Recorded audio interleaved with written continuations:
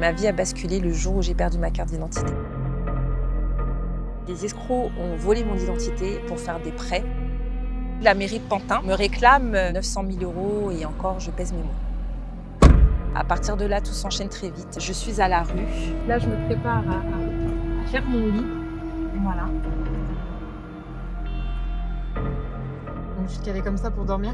Voilà. Je m'appelle Virginie. Les escrocs ont volé mon identité et depuis 7 ans, je vis un enfer. Ma vie était très belle, très souriante. En 2015, je fais une petite soirée chez moi. J'invite du monde à la maison.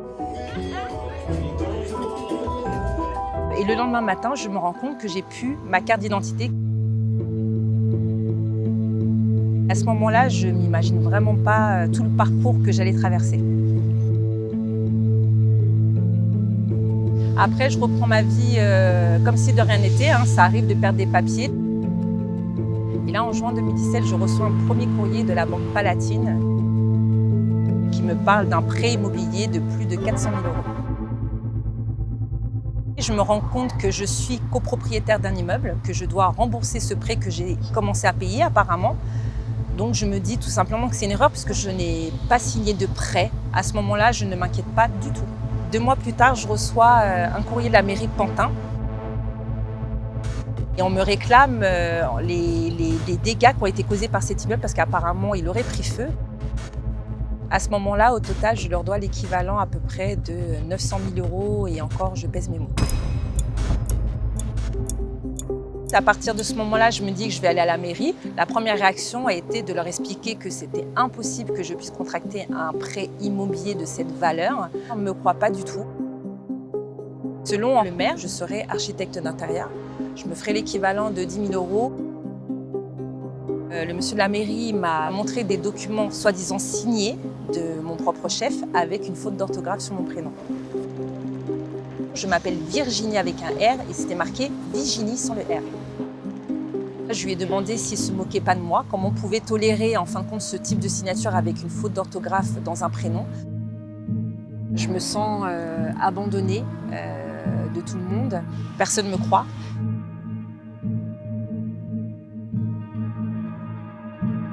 En fait, pendant cette période, je me posais vraiment la question si finalement j'avais peut-être pas fait ce prêt, si finalement, si j'avais pas un dédoublement de personnalité. Ils ont réussi à me faire douter sur ma propre personnalité.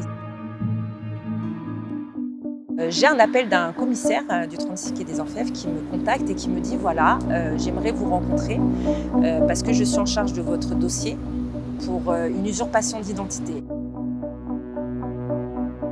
Ce commissaire m'apprend tout simplement qu'il est sur une affaire d'escroquerie en bande organisée, que c'est tout simplement un groupe de personnes qui utilisent des cartes d'identité pour faire des prêts. Il s'agit de notaires, il s'agit de commerciaux.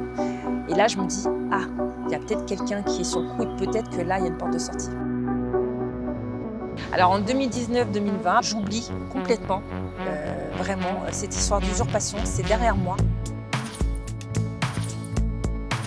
J'ai vraiment fait un trait sur ça.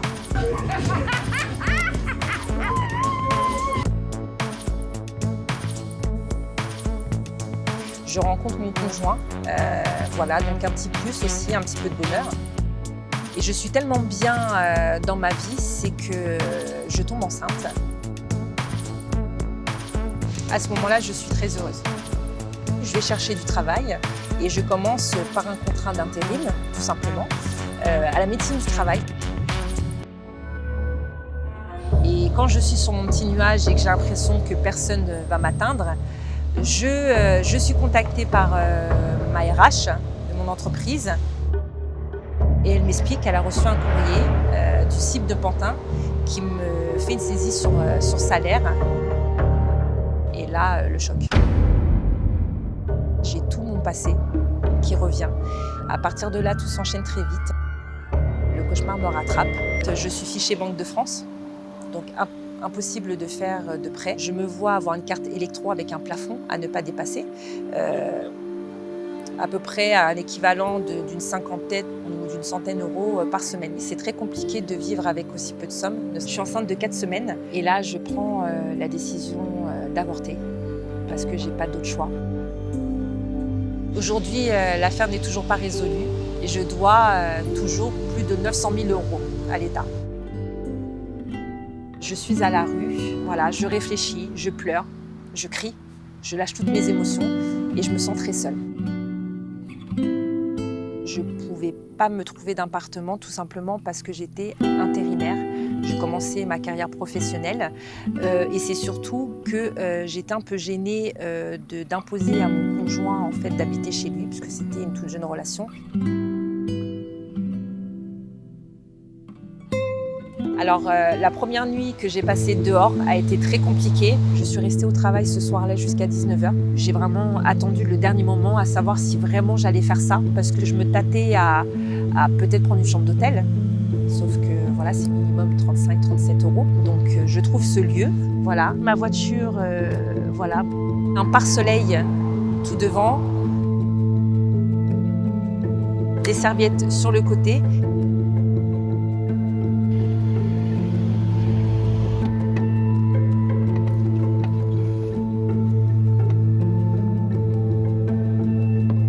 Je suis déjà allée au travail avec 39 de fièvre parce que j'ai attrapé froid dans ma voiture.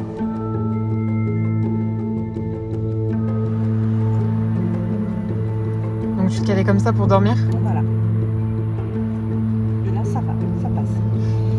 Il faut pas trop bouger quand même. Faut pas bouger. Faut pas étaler les jambes, faut pas... Et quand on me disait, mets ton arrêt, rentre chez toi, non, ça va aller, mais parce que rentrer où chez moi? J'ai dû m'inscrire à une salle de sport pour pouvoir avoir accès à une douche. J'ai souvent mal à la tête parce que manque de nourriture. Je ne m'alimente pas beaucoup. Je garde mes sous pour manger le midi devant mes collègues pour avoir une situation normale. Mais je m'enlève les repas du soir et du matin du coup.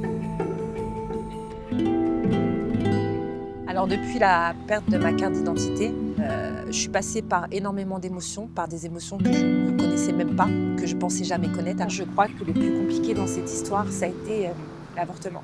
Excusez-moi.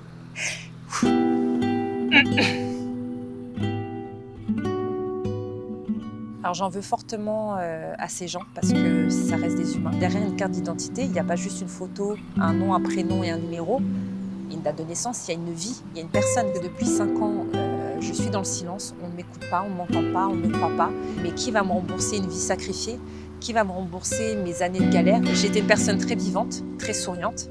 Malheureusement, maintenant, les moments où je rigole se comptent sur le bout des doigts.